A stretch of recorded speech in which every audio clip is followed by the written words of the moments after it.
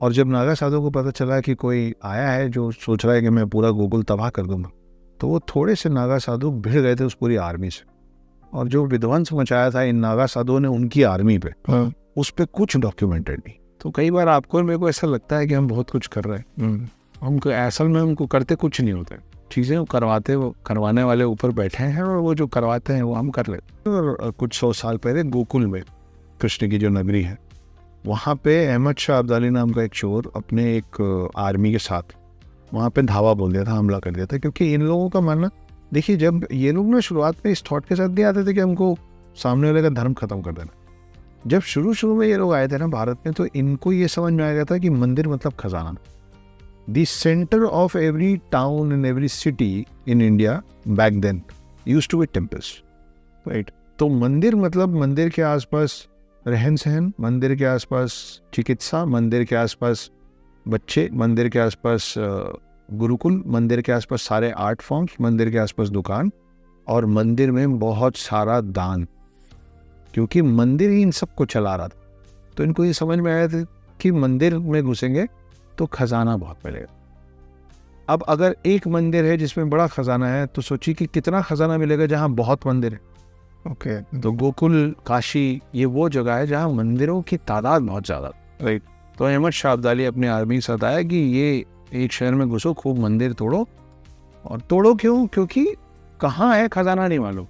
भाई हमारे तो ऐसे भी मंदिर हैं जिसमें पूरा पिलर सोने का रहा है, या तहखाने में, मतलब आप यहाँ से कुछ डाल रहे हैं सिक्का और वो पता नहीं कहाँ तहखाने में जाके जमा हो रहा है। जैसे पद्मनाभ स्वामी टेम्पल, आज भी उसमें 7 वॉल्ट्स तहखाने। तो आप जाके सामने खड़े होते हैं, आप डालते हैं, वो कहाँ जा रहा है नहीं मालूम।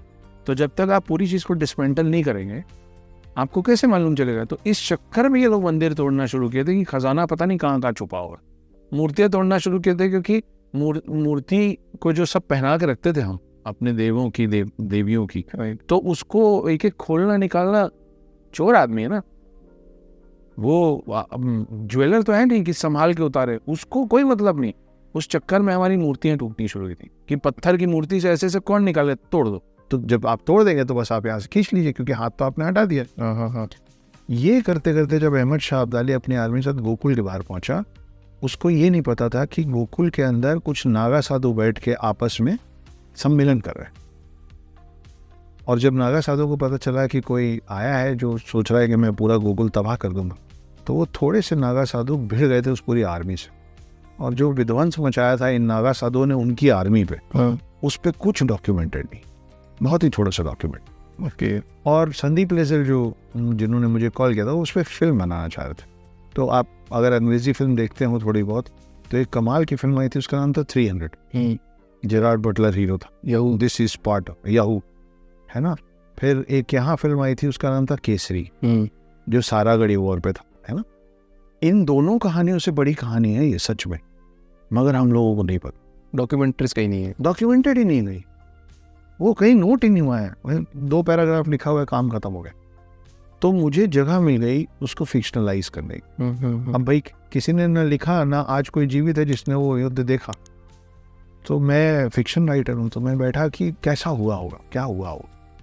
तो वो मुझे जैसा प्रतीत हुआ, मेरे दिमाग में जैसे विजुअल्स बने, उसके अकॉर्डिंग मैंने ये पूरी कहानी लिखी, जो संदीप लेजर साहब को बहुत अच्छी लगी। फिर आए हमारे लिटरेरी एजेंट, उनका नाम है साहिल शर्मा। तो जब वो पिक्चर में आए, उनको पता चला कि यार ये तो बहुत ही अच्छी कहानी। तो फिर संदीप जी जो मेरे प्रोड्यूसर हैं और मेरे लिटरेरी एजेंट साहिल शर्मा, इन्होंने आपस में बात की कि फिल्म बनने में तो 1 साल 2 साल 3 साल का वक्त लगेगा, हम इसको पहले किताब के तौर पर निकाल। उस चक्कर में द अदर इंडियन जो मेरी किताब आनी थी, उसको हमने बैकफुट मतलब बैक सीट पे डाला, स्लो बर्नर पे डाला, और ऊपर किया द नागा वॉरियर्स। और अब किताब बाहर आई है, लोगों को बहुत अच्छी लगी। तो ये मोटिवेशन रहा आपका? मोटिवेशन जी हाँ, ये रहा, क्योंकि अब फिल्म आने के बाद किताब निकाल के हम क्या करें। तो समय के हिसाब से परिवर्तन तो जरूरी है, राइट। दूसरा मुझे लगता है, आप देखिए अभी ऋषिकेश में एक सूखी नदी में अचानक से बाढ़ आ गई। अभी रिसेंटली हफ्ते 10 दिन पहले की बात है ना। तो उसमें कई कारें बहती हुई दिखी थी। कोई अनपढ़, कोई अनाड़ी, अनपढ़ नहीं पर कोई इनोसेंट आदमी ये भी बोल सकता है कि अरे कारें तो उसी तरफ जा रही थी। कारों को भी इस बात का गुमान हो सकता है कि हम वहीं पहुंचे जहां हमको जाना था, लेकिन असल में कारें चल नहीं रही थी ना कभी। वो चला दी गई थी। तो कई बार आपको और मेरे को ऐसा लगता है कि हम बहुत कुछ कर रहे हैं, हमको असल में हमको करते कुछ नहीं होता है। चीज़ें वो करवाने वाले ऊपर बैठे हैं और वो जो करवाते हैं वो हम कर लेते हैं। हमको लगता है हम प्राइड ले लेते हैं, थोड़ा क्रेडिट ले लेते हैं।